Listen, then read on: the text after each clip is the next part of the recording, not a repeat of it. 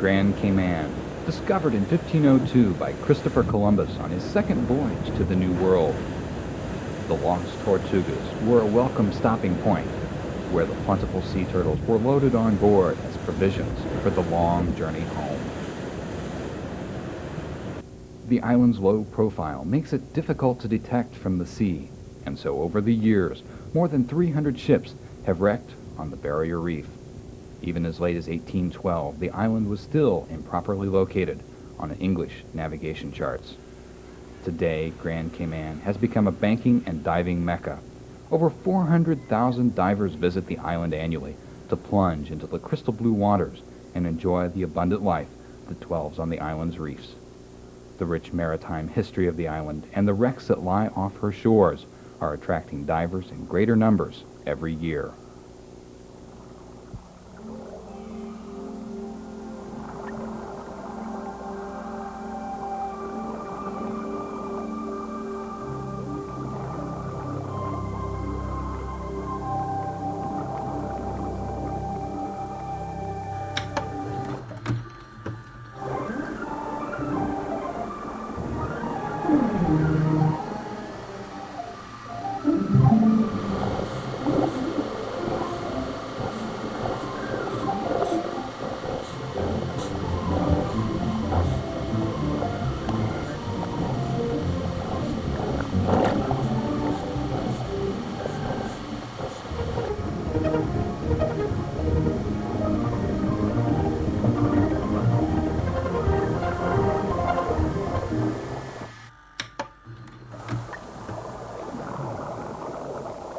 Today, the interest in shipwrecks and submerged cultural resources is greater and broader than ever. With careful planning and supervision, they will hopefully be there for future generations to enjoy and appreciate on the island of Grand Cayman.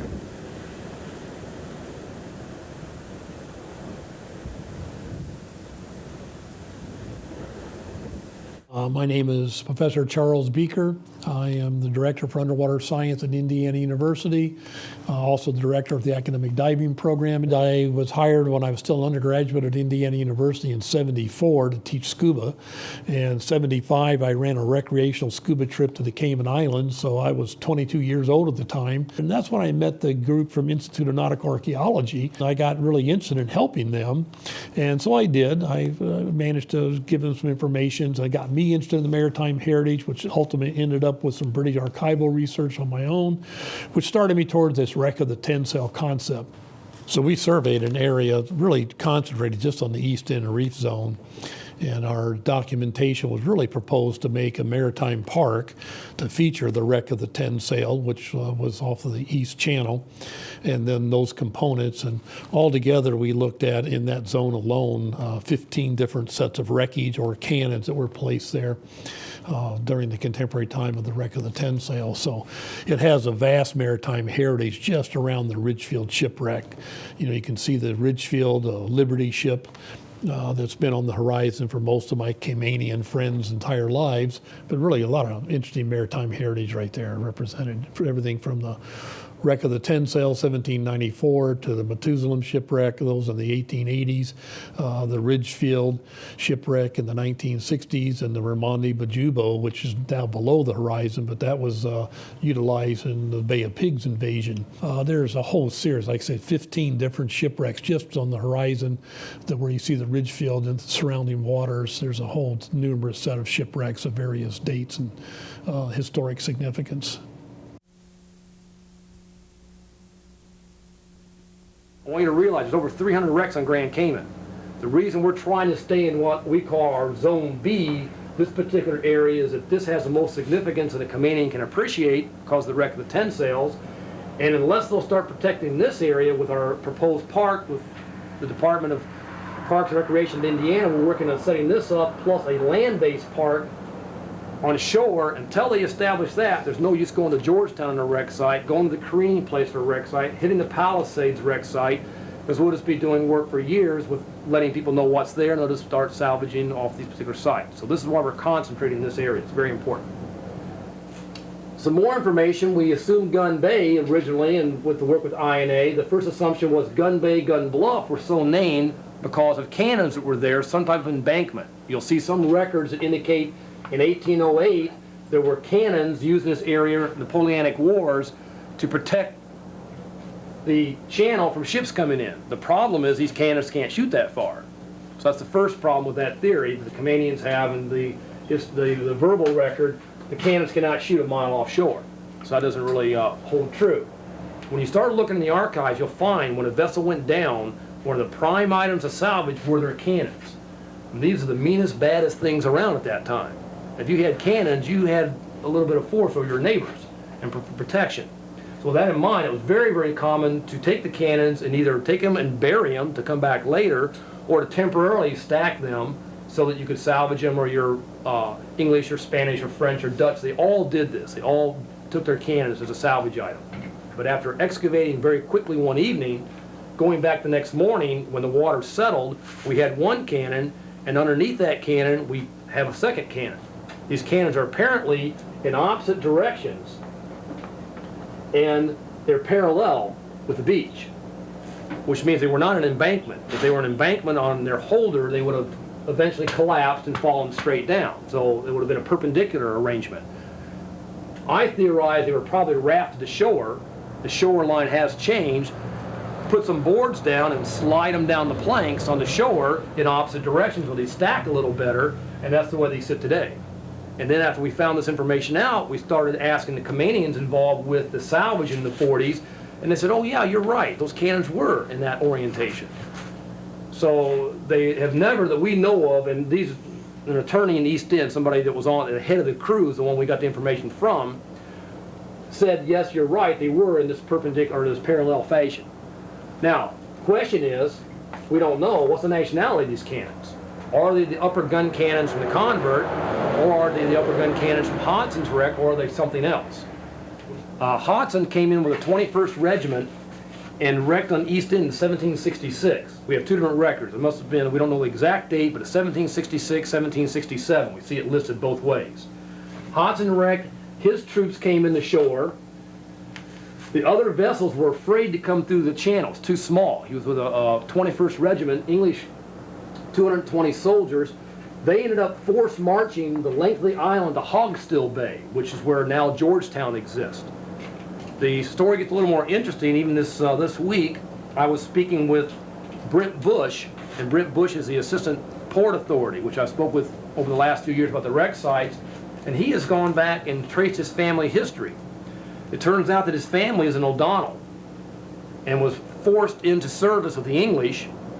He gave me the date this week that somewhere between 1750 to 1770, he was with an English vessel that wrecked around the East End area, and were marching back to Georgetown, Hogstill Bay, and his relative ran off in the bush and hid. And they called him the Bushman. And the name Bush held, his relatives descended down to the Bush today, Brent Bush, and he talks about the stories from his grandfather talking to his relatives of how he got away by running through the prickly pears. And you can appreciate the prickly pears out here. He remembers well because of trying to pull all the prickly pears where he ran into them, and the troops tried to catch him, and he talks about bayonets, trying to stick him in the prickly pears, but he managed to get away because they just had to heck with it and left him.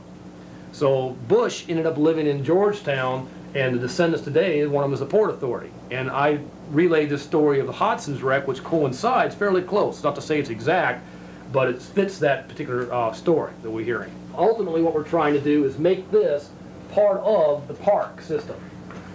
And we're working on setting up a mile-by-mile square park with 24 different wrecks we're looking at within this park boundary, one of which is the most significant for the Caymans is the Convert and their cannon site. We want to leave this and to uncover all these cannons when they protect it and make them all exposed so that tourists like ourselves can go out and see them where they originally sat and appreciate the history by seeing something that's accessible to divers and non-divers. A non-diver can go there and look at these cannons, just stand on them. But we need to keep pushing. If we don't push, nobody's going to care, and it won't happen. It's important for us to do that.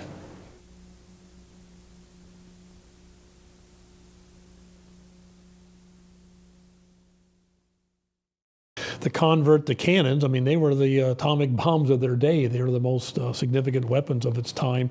So the cannons of the wreck of the Tensale, the convert, were brought into Sand Key, undoubtedly rafted there. They were left there until the late 1980s. The salvage effort was to bring up the cannons, and they brought up 11 cannons off of the Sand Key of the 34 cannons of the wreck of the Tensale would have had. Were sold and distributed around the island, and they weren't properly conserved. So after a number of years, I watched them deteriorate. Other cannons in the waters, though, would be the Daly Cannon site, which some of those cannons that were inside the reef zone, one particular that we documented that also was documented by the Institute of Nautical Archaeology 10 years prior. And we noted that this cannon was part of the salvage attempts, and having documented where it started, our effort was to lift it up and took it back to its original position, which in my understanding is still in that position today, which is where it had been since 1794 wreckage had occurred. But the government of the Cayman Islands invited the Queen to come to the park in 1994 in February, the 200-year anniversary for the wreck of the Tensale in 1794, and she dedicated what today is known as the wreck of the Tensale Queen's Park there on the bluff. Very important. My concern is that the underwater heritage is still not featured like I'd like to see it done as underwater preserves. I look at this as park development. As a park development, you've got biology of shipwrecks, you've got the archaeology, you got the park management, you got the museum exhibits, the concept that I still promote today of a holistic view of the maritime landscape, that it's more than just the shipwreck. It's what the shipwreck tells us, but also what it tells us of its location, what it tells about the people on the island nearby, the oral histories, the archival records, and how this can all be combined together to make a maritime landscape for wherever you're working. Well, my mother taught me. She used to plait hats and plait a basket for their own use. So that's how I learned. When I see her going to plait, I would always try. Sometimes it was only 4 strings I could wind together, but I would try till I get to I could plait it too. Well, my mother moved to Granby when she married. She used to live in East End, and then she moved to Granby on that side after she married. My parents told me that it was a ship that got on the reef. And from that then, those sailors came ashore, which that one was at we called Bowden Town, where her old grandparents got ashore. So they got ashore in Bowden Town because they got on the reef there. And they live on the island then. And they're married to the women that they find on the island. They never traveled to go back. Well, the one that was there, old ancestor then, or the old parents, was from Ireland. When it come on my father's side then, that shipwreck brought them from Scotland. That was a Watler. There were 2 different shipwrecks. That one, his father came from a shipwreck too. That he was a Watler. So but that they stayed on the island too, because you see there was nowhere for them to get off then after they had their shipwrecks. So they all stay on the island, so that is where the McLaughlins and the Watlers come from. So my mother was a McLaughlin and my father a Watler. Well, when they find a wreck, they would make the news go around, and the people would gather up to say from the other districts and come in, and they all go on board to see what they could find. It was one old man that my mother told me about. He would carry the biggest basket he could find. That was to put whatever he get in these baskets.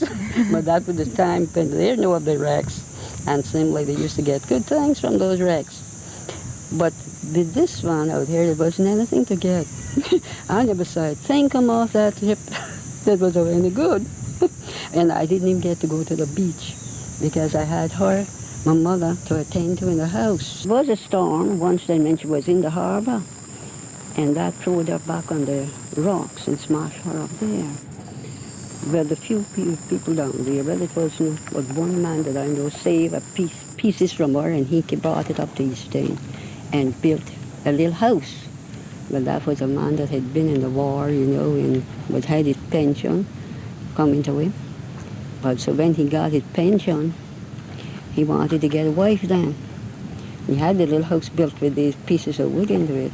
So he moved from there then and he went to Sand Bluff. And he married a woman you call Doris Green. And he rigged the little house down then, and he carried that, and he put that for his kitchen. Built his house then, must have been from his pension money that he had received then from America. But since that he died, and her alone must be staying into the house. She's still living there, but he died. But I want to know that he gathered, you see, pieces of that one that had smashed on the rocks and built that little house in East End, and he stayed into that. Until he get his pension from the government. They was seeking him out. Seemed like they didn't know where he was. So then they seek him out and find out where he was, for giving him his pension and where he had been in the war. Well, that is the second gentleman now. He wasn't afraid of the danger. He knew it was danger, but he was leaving to go to England. He had joined the merchant navy then, you see, they call it the merchant navy. But they sunk the ship, and they were picked up and carried into England. One of the men, I don't know if they lost there among the men, but one of the men had his spinal cord hurting, so he couldn't even hold up his head. So they put him in the hospital and kept him until they got so they could send him back out. So he got back to Jamaica to his wife. But the others, you see, that was able and good, well, they keep shipping out and stayed and keep shipping out, and he's still there still. Somewhere about, I can't tell you where, but he's somewhere there. But I don't hear from him now. He used to continue on write, say right along. Sometime for a long time, then they go out on the ship, you see, they couldn't write till they get back in because so much danger. It wouldn't make people know where there was. 2 ships belongs to Webster in Jamaica, and that was, they were torpedoed first on the way to England. The other ship continued going to America, and they caught her then between Cayman and Jamaica. And they sunk her too. They lost 3 men on her. 2 from this district and 1 from Little Cayman before the captain.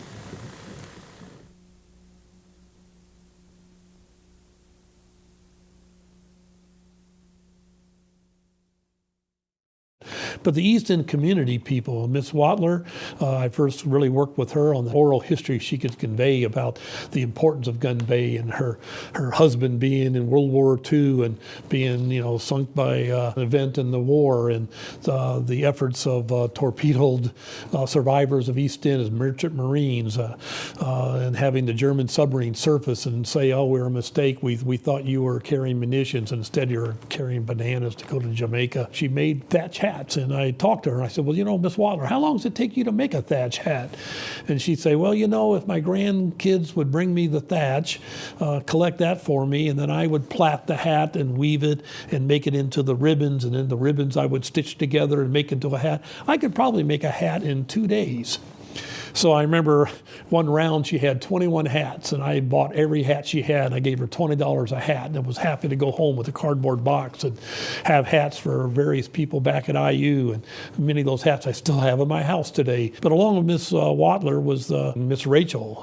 Her house was part of the heritage that was built from shipwreck components. And when I went inside of her house, I could see the timbers that had been hewed and made for use for a ship, and instead they had been repurposed and used to build her house that she lived in as one of the oldest homes in the East End community. Certainly that house and the documentation of it was important for us. And talking with Marshall Watler when he was still alive in Gun Bay, talking about when he was a child, he would go step from cannon to cannon on the beach of Gun Bay, and looking at the early Gould map and seeing that in 1783, the map documented the 21st Regiment guns, which were really brought to shore by the 21st Regiment, the same as the 1794 guns were brought to Sand Key. I then talked with Warren Connolly. He talked about in World War II, the English were trying to get salvage iron, and they were picking up cannons and anchors and other salvage objects, and one of the places they worked was on Gun Bay. He told me he personally was in charge of the crew that were bringing up the cannons of Gun Bay to go back for the war effort for the British to melt down and make into war items. But he said that our machinery broke down. Well, we would have got them all, Charlie. It turns out that at least 3 cannons were left. We found them with metal detectors, and then we want to make sure they're protected. We uncovered them. We quickly videoed and documented, photographed, and then reburied them back up again. And still today, I could take you to Gun Bay and have you walk out and see the spot where the cannons are under about, let's say, a 1.5 to 2 feet of sand buried safely there.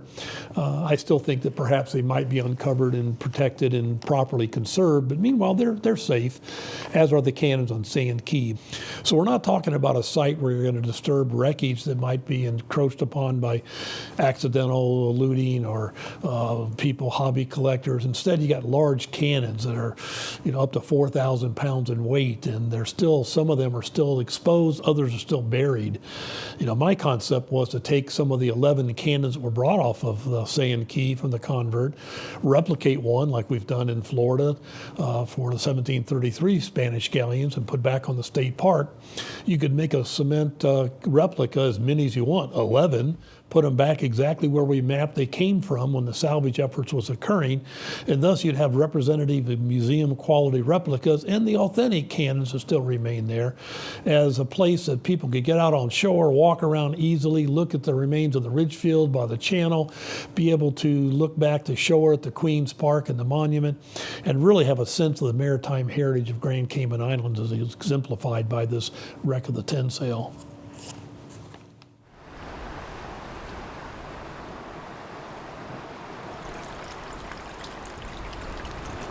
I really enjoy the documents from the British Archives talking about the wreck of the tin sail and John Lawford's letter to the Admiralty. He says here, with extreme concern, I have to report to you that the HMS Convert was unfortunately wrecked together with 9 sail of merchant ships under my convoy in the reef of East End, Grand Cayman, on the morning of the 8th instance. As I came to the surface, a most melancholy sight to look on the horizon and see the sails of 9 other ships along with the Convert had wrecked.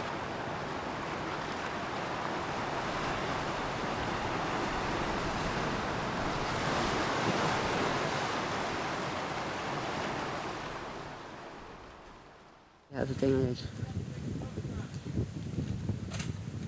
you have to keep 1. You put it down across 2, and you pick it up underneath 2. All right. This side, pick up 1, 2, 2. And what do you do when you have how long will these go? You have to run out. When you get to the end here, what do? You Put in fit a new piece in? Yes, put a new piece in. So how long can you make a piece of the plating like this? How long length is, this is very long. How long That's can you make? enough for a hat. You make all one piece for a one-piece hat? Yes. The whole length? This now I don't think that this would be for another one, but I'm plating on here. But I plat enough on that for 1. So first you have the thatch, you split it, then you dry it, or you split You dry it first. You plat it like this. Now this isn't wide enough for a hat. How do you make these hold together? We have to sew it. You sew it with a machine? Well, I have to sew it with on my hand with a needle. Oh, what do you use, thread? No, I use this too. Oh, you use more thatch. So this is entirely thatch. There's no Yes. thread in here? No thread into that. It's all handmade Just thatch. complete. And it's very strong, much stronger than the thread. But you have to take a knife.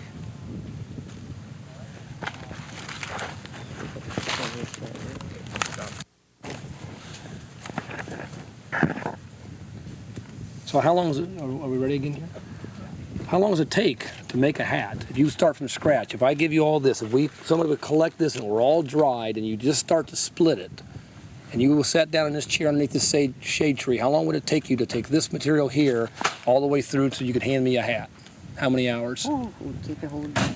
Oh, could you do it in one day? I could do it in one day to plait it and to sew it.